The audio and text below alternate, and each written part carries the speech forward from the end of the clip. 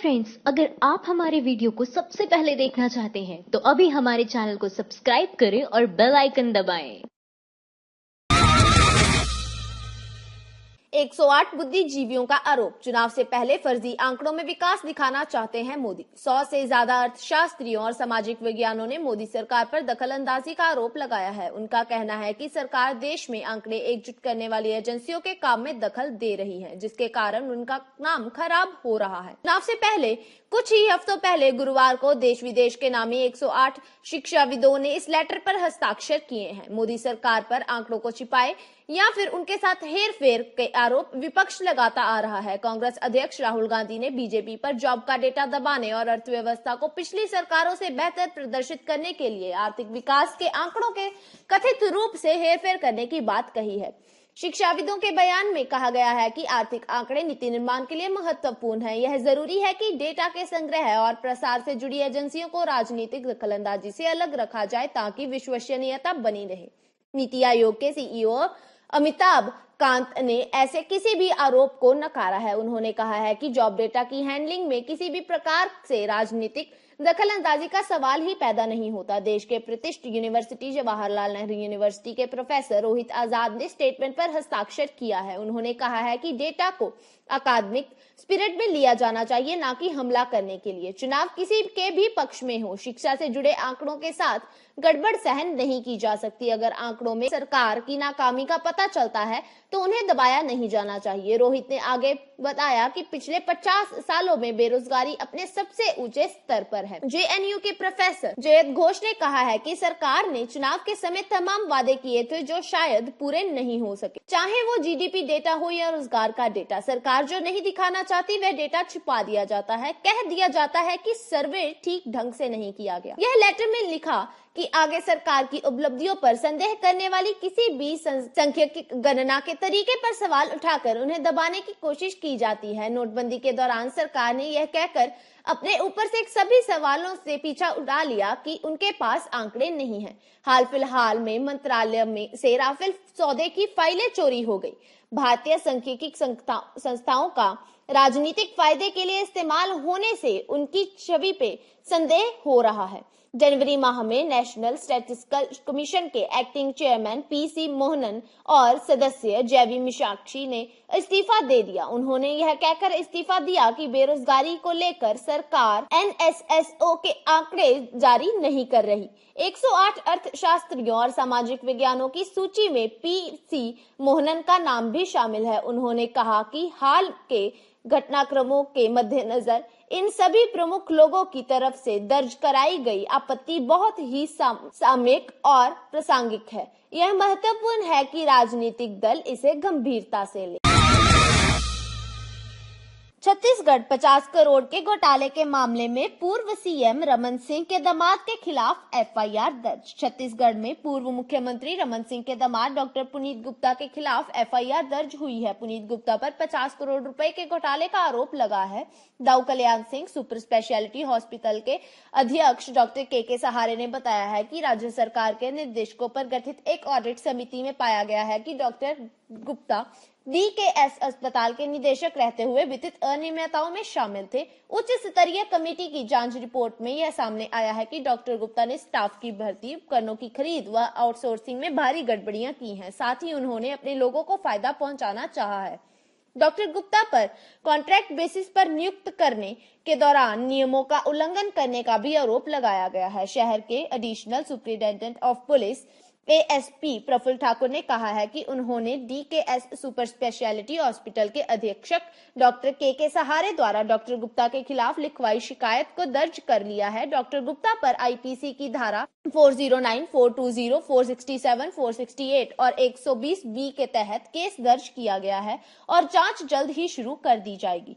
इससे पहले डॉक्टर गुप्ता पर आतंकगढ़ टेप कांड में भी एफआईआर दर्ज कराई गई थी। साल 2014 में आतंकगढ़ विधानसभा सीट पर हुए उपचुनाव में कांग्रेस ने मंतूराम पवार को प्रत्याशी बनाया था, लेकिन चुनाव से बस कुछ दिन पहले उन्होंने नाम वापस लेकर भाजपा प्रत्याशी को वॉकओवर दे दिया था। इसी बीच एक सीडी सामने आई थी जिसके तत्कालीन मुख्यमंत्री रमन सिंह के दामाद डॉक्टर पुनीत गुप्ता, तत्कालीन कांग्रेस विधायक अमित जोगी आदि के बीच हुई बातचीत का खुलासा हुआ था, जिसमें यह 7 करोड़ की डील के बारे में बात करते हुए पकड़े गए थे। दामाद पुनीत गुप्ता से पहले ससुर रमन सिंह पर भी भ्रष्टाचार के आरोप लगते रहे हैं। छत्तीसगढ़ के पूर्व मुख्यमंत्री अमित जोगी वर्ष 2016 में रमन सिंह के खिलाफ हेलीकॉप्टर घोटाले में जांच की मांग को उठा चुके हैं। जोगी के उस वक्त प्रधानमंत्री नरेंद्र मोदी से मामले में जांच करने को कहा था। अजीत जोगी ने पनामा दस्तावेज मामले में कथित तौर पर रमन सिंह के बेटे अभिषेक सिंह के विदेशी बैंक खातों से जुड़े मामलों में कार्रवाई करने की भी जांच की मांग की थी। याचिकाकर्ता के ओर से पेश प्रशांत भूषण ने रमन सिंह पर यह आरोप लगाया था कि छत्तीसगढ़ सरकार ने अगस्ता वेस्टलैंड के तय कीमत से ज्यादा पैसे देकर हेलीकॉप्टर खरीदा। इसके लिए कागजात इस तरह से तैयार किए गए थे कि अगस्ता वेस्टलैंड के अलावा कोई दूसरी कंपनी इस प्रक्रिया में शामिल नहीं हो पाएगी। सुप्रीम कोर्ट ने 10 साल तक इस मामले की सुनवाई की घसीटी की और उसके बाद साल 2018 में रमन सिंह और उसके बेटे अभिषेक को वकील क्लीन चिट दे दी और कोई कागजाती सबूत न होने के कारण दोनों पर लगे इल्जामों को खारिज कर दिया। बीजेपी ने तब आरोप लगाया था कि विपक्ष ऐसे आरोप लगाकर चुनाव में अपनी ओर नियंत्रित करने का प्रयास कर रहा है। हालांकि इन सब के बावजूद भी कांग्रेस बीजेपी को छत्तीसगढ़ 2018 विधानसभा चुनाव में हराने में कामयाब रही। इस पर वित्त मंत्री अरुण जेटली ने ट्वीट कर कहा था कि उन्होंने नहीं सोचा था कि छत्तीसगढ़ में हार जीत का लंबा अंतर रहेगा। ममता से डरे भाजपा, बंगाल बीजेपी अध्यक्ष बोले हमारे पास जीतने लायक उम्मीदवार नहीं। पश्चिम बंगाल में देश की सबसे बड़ी राजनीतिक दल को दावेदार नहीं मिल रहे हैं। कम से कम पश्चिम बंगाल के बीजेपी प्रदेश अध्यक्ष दिलीप घोष के बयान से तो यही लगता है। उन्होंने कहा कि लोकसभा चुनाव में जीतने लायक उम्मीदवार नहीं है। घोष ने कहा कि हमारे पास पार्टी नेता और कार्यकर्ता हैं जो कड़ी मेहनत कर रहे हैं। हमने उन्हें पंचायत और विधानसभा चुनाव में टिकट दिया था, लेकिन लोकसभा चुनाव लड़ने लायक हमारे पास उम्मीदवार नहीं है जो चुनाव जीत सके। इस पर पत्रकार ने घोष से पूछा कि क्या इसके पीछे अन्य दलों से बीजेपी में आ रहे नेता वजह हैं, जिसकी वजह से बीजेपी नेताओं में नाराजगी है। इस पर बीजेपी प्रदेश अध्यक्ष ने जवाब देते हुए कहा कि हमारी पार्टी में ऐसी कोई चीज नहीं है। अगर कोई आना चाहता है और विकास के लिए हमारी पार्टी से जुड़ना चाहता है तो हम कैसे उन्हें रोक सकते हैं। बता दें कि पिछले कुछ समय में टीएमसी, कांग्रेस और सीपीआई के कई नेताओं ने भारतीय जनता पार्टी का साथ पकड़ा है। पार्टी अध्यक्ष अमित शाह ने राज्य की 42 लोकसभा सीटों में से 23 सीटें जीतने का लक्ष्य तय कर रखा है, मगर घोष की माने तो जिताऊ उम्मीदवार ना मिलना बीजेपी के लिए मुश्किल खड़ी कर सकता है। युवा हिंदू मुस्लिम में फंसे रहे और बेरोजगारी दर ने 7.2% का आंकड़ा पार कर दिया। वाह मोदी जी वाह। मोदी सरकार का कार्यकाल भारतीय अर्थव्यवस्था के लिहाज में भयावह रहा है। जीडीपी को बढ़ाने से लेकर बेरोजगारी को कम करने तक के तमाम वादे झूठे साबित हुए हैं। अब भारतीय अर्थव्यवस्था निगरानी केंद्र CMIE की नई रिपोर्ट से है, जिसका पता चलता है कि भारत में बेरोजगारी दर 7.2% के पार पहुंच गया है। CMIE ने मंगलवार को जारी आंकड़ों के मुताबिक भारत में बेरोजगारी दर फरवरी 2019 में बढ़कर 7.2% पार पहुंच गया है। यह बेरोजगारी दर सितंबर 2016 के बाद सबसे अधिक है। पिछले साल यानी फरवरी 2018 में बेरोजगारी दर 5.9% था, यानी पिछले 12 महीनों में बेरोजगारी दर 1.3% बढ़ी है। CMIE के आंकड़े देश भर में हजारों घरों के सर्वेक्षण पर आधारित हैं। कई अर्थशास्त्री इन आंकड़ों को सरकार द्वारा जारी बेरोजगारी के आंकड़ों की तुलना में अधिक विश्वसनीय मानते हैं। जनवरी में जारी CMIE की रिपोर्ट में कहा गया था कि 2016 के अंत में नोटबंदी और 2017 में GST लागू होने के बाद लगभग 11 मिलियन लोगों ने नौकरी खो दी, साथ ही लाखों छोटे व्यवसाय प्रभावित हुए। लोकसभा चुनाव से कुछ दिन पहले इन आंकड़ों का सामने आना मोदी सरकार के लिए नुकसानदायक हो सकता है। सरकार ने पिछले महीने संसद में बताया कि उनके पास छोटे व्यवसायों में नौकरियों पर नोटबंदी के प्रभाव का डेटा नहीं है। सरकार द्वारा हर डेटा को छिपाया गायब या सामने ना लाना जनता के साथ किसी धोखे से कम नहीं माना जाना चाहिए। CMIE की ताजा रिपोर्ट पर राजस्थान के मुख्यमंत्री अशोक गहलोत ने ट्वीट कर कहा कि नौकरी की तलाश में लोगों को बीजेपी से जुमलों के अलावा कुछ नहीं मिला। आशा करते हैं कि उनकी आने वाली रैलियों में प्रधानमंत्री 2014 के युवाओं से किए गए वादों की बात करेंगे। 3 साल में गंगा हुई और मैली, राहुल बोले क्या होता है उम्मीदों को मार देना, मोदी ने दिखा दिया।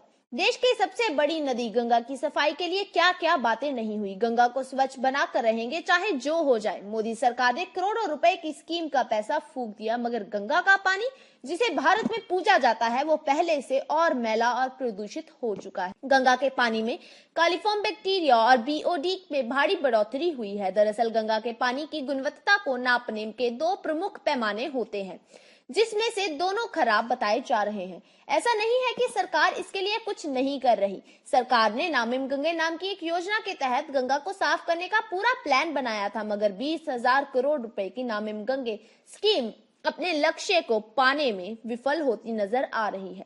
ऐसा संकट मोचन फाउंडेशन के जुटाए सैंपल के विश्लेषण से पता लगता है, क्योंकि गंगा के पानी में कॉलीफॉर्म बैक्टीरिया और BOD में भारी बढ़ोतरी हुई है, जिससे संस्था ने वाराणसी में तुलसी घाट से जो सैंपल जुटाया था उसमें से पता लगा कि गंगा की सेहत काफी बिगड़ती दिखाई दे रही है, जहां जल प्रदूषण काफी ज्यादा हो चुका है। इस बारे में जहां संस्था के अध्यक्ष और IIT BHU के प्रोफेसर विनय मिश्रा ने कहा कि साल 2016 से फरवरी 2019 के बीच BOD लेवल 46/8/54 mg पर लीटर से बढ़कर 66 to 78 mg पर लीटर हो गया है।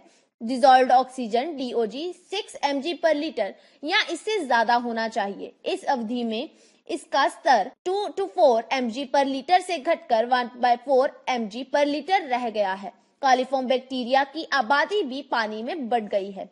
वहीं इस मामले पर कांग्रेस अध्यक्ष राहुल गांधी ने मोदी सरकार पर सवाल खड़े किए हैं और झूठे वादे करने का आरोप लगाया है। राहुल ने लिखा, क्या होता है उम्मीदों को मार देना, नरेंद्र मोदी ने देश को वो दिखा दिया है। बता दें कि गंगा एक्शन प्लान 1986 के तत्कालीन प्रधानमंत्री राजीव गांधी ने लॉन्च किया था। MMF की अपनी लेबोरेटरी है, जहां संगठन नियमित आधार पर गंगा जल के सैंपल का परीक्षण करता है। वहीं मोदी सरकार ने नामिम गंगे प्रोजेक्ट को मई 2015 में शुरू किया था। तब प्रधानमंत्री ने गंगा को निर्मल बनाने के लिए 2019 की समय सीमा तय की थी, मगर फिर केंद्रीय मंत्री नितिन गडकरी ने बीते साल इस समय सीमा को बढ़ाकर मार्च 2020 कर दिया। माइंड द न्यूज रूम की रिपोर्ट। Thank you for watching our video. अगर आपको हमारी वीडियो पसंद आई हो तो इसे लाइक जरूर करें और हमारे चैनल को सब्सक्राइब करना ना भूलें।